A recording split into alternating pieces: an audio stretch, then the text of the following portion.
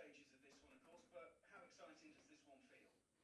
Yeah, look, I think everyone's excitement was building towards the end of the regular season, and then when we got the opportunity to meet up last week, I think everyone kind of came to a huge crescendo, I suppose, and we were all buzzing to get together first and foremost, and excited to see what we could bring to the training field. And last week's training definitely didn't disappoint. I think guys been hugely chomping at the bit, I suppose, to get out and show what everyone's got on the field. And last week's training was a very tough training week, but we got a lot out of it.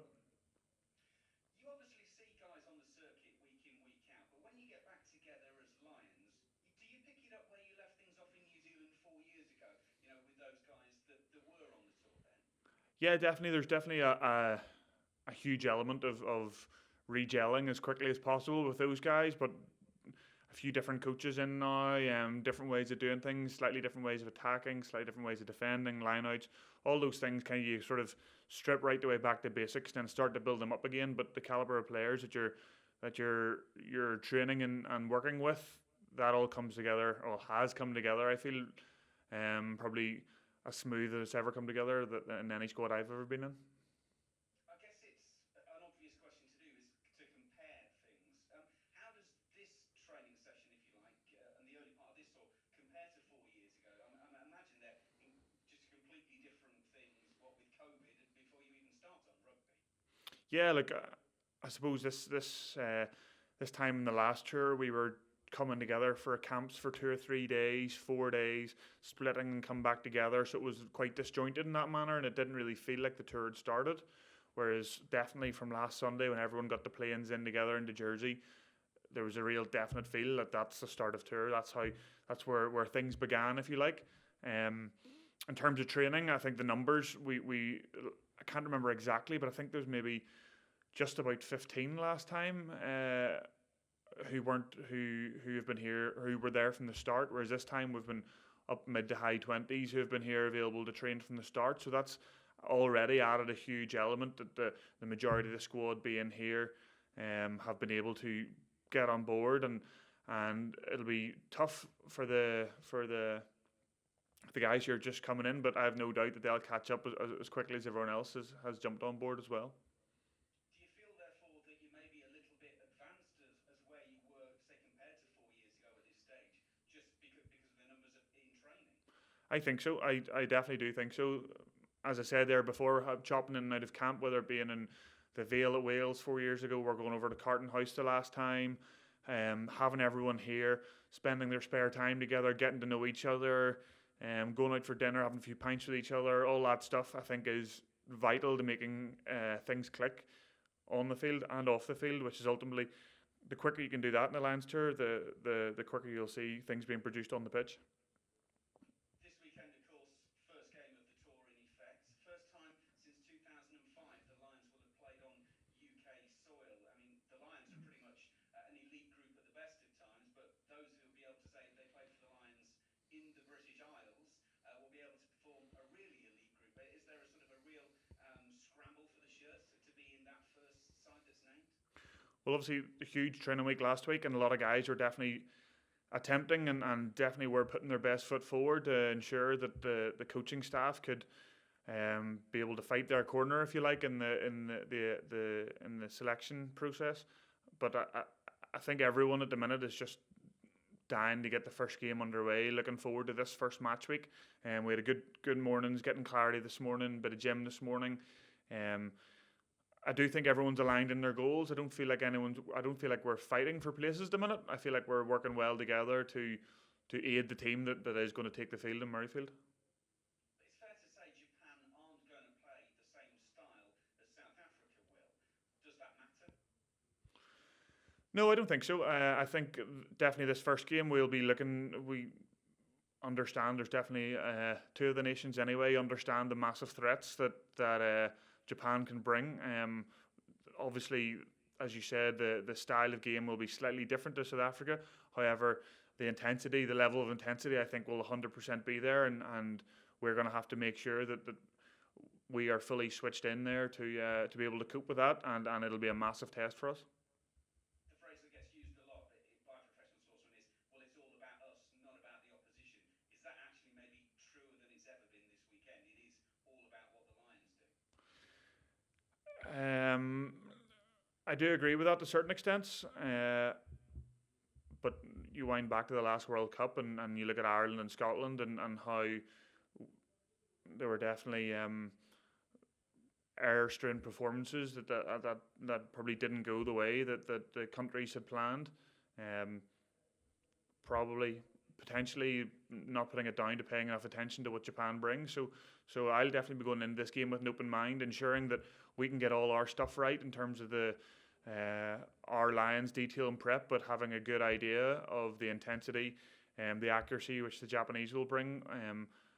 If you forget about that, I think we might find ourselves in a difficult place. Thank you, Ian. Thanks. Hi Ian, it's Graham Thomas here from Sky Sports News. Yeah, how you getting on?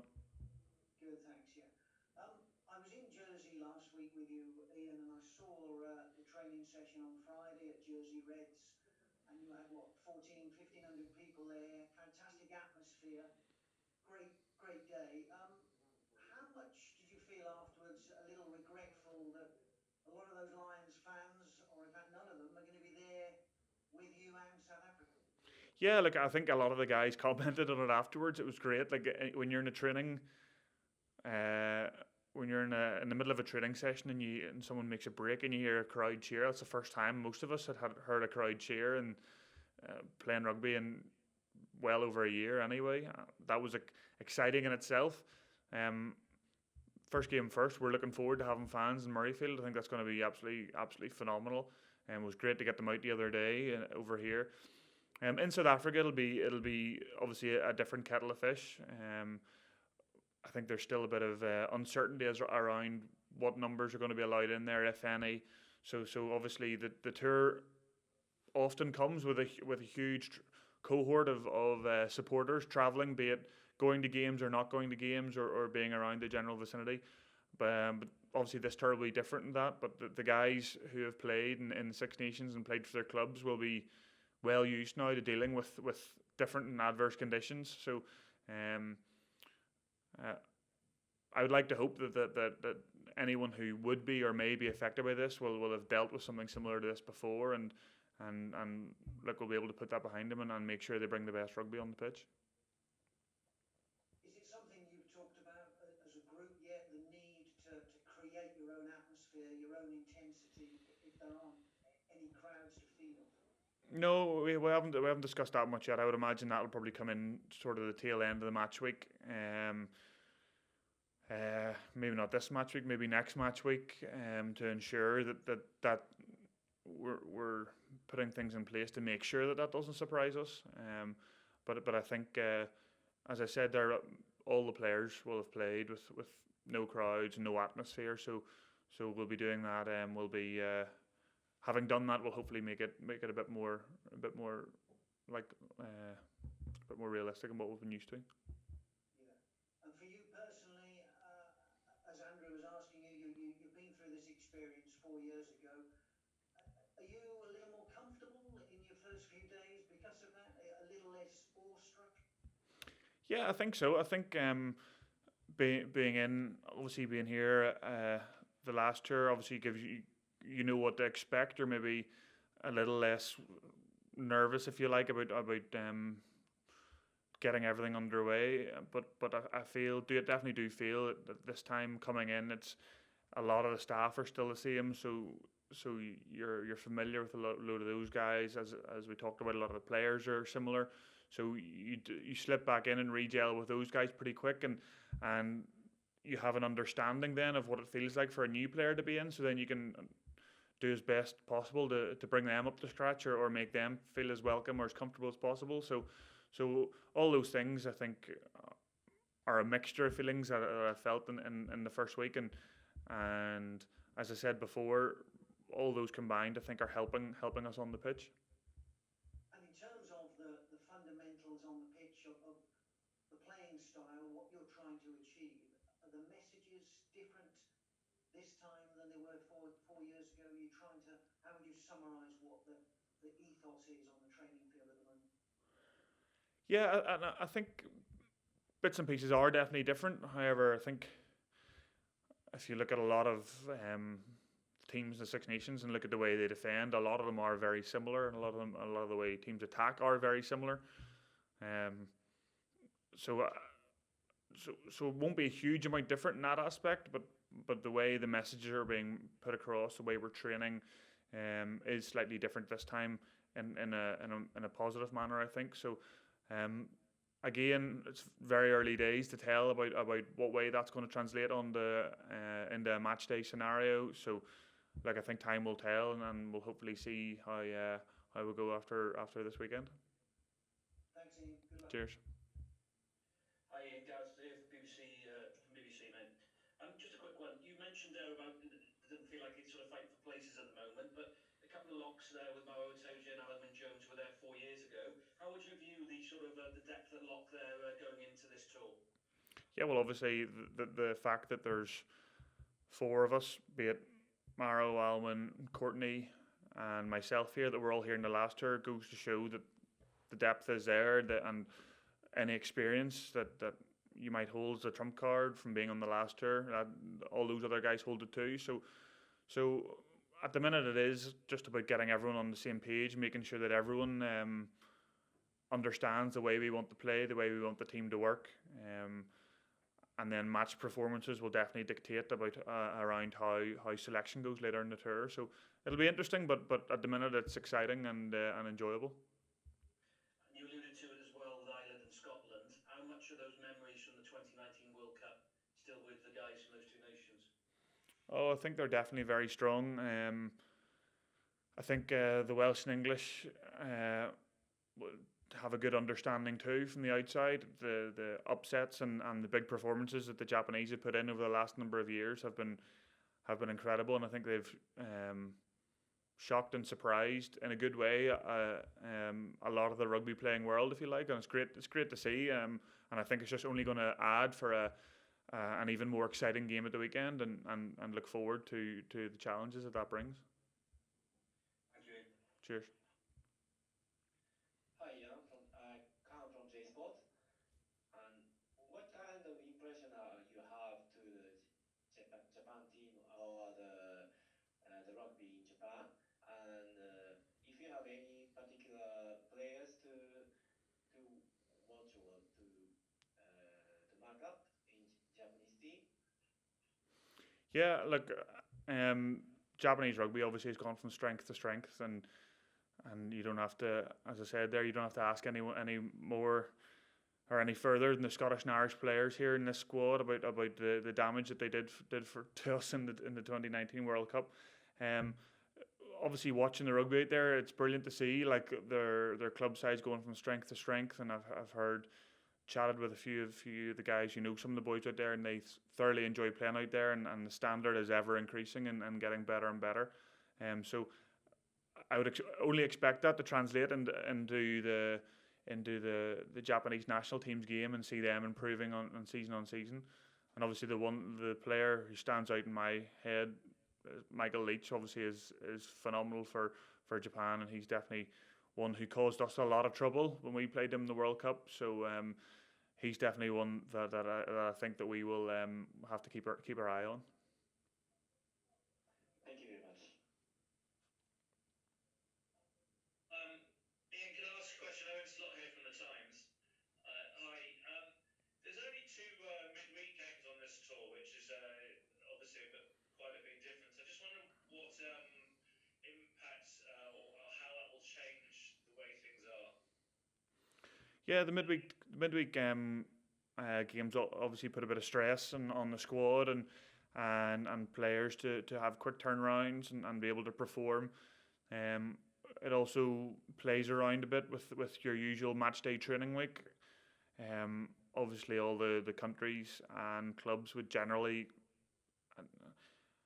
at very worst, have a 5 or 6 day turnaround at going into games. So having that chopped right the way down to 2 or 3 days after a game and going into another game obviously puts huge stress on the players, puts stress on the coaches for their training week.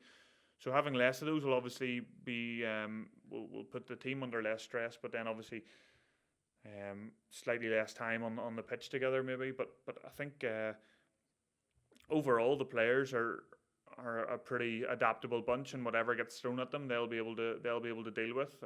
As we saw in the last tour, a lot of the players fronted up and came out and played.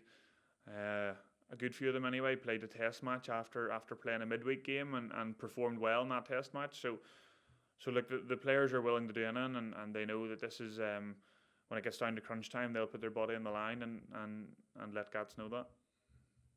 Would it be fair to say that if you do start in a midweek team, the opportunities for impressing and therefore going on to a Saturday team are harder, further between?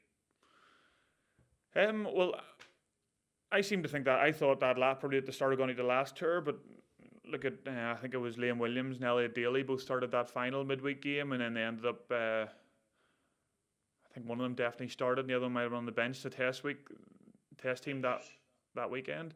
So I think, as we've seen with a lot of things, Gats has a good idea of what he wants, and he'll pick the team based on who he thinks is going to do the best job at that point in time. Maybe not necessarily who's been in which team and who's been on Saturday or Wednesday teams. Okay, thank you. Cheers. And just with your experience of that opening game 4 years ago, how important do you find to look back on that and realise just how big it is to lay down a marker early on in the first game? Hi Jonathan, how you getting on? Yeah, look, obviously the last first game against the provincial Barbarians, that was obviously a real tough game. They took us by a bit of surprise. Obviously, there are several excuses we get automatically jumped to, but the performance probably wasn't up to scratch.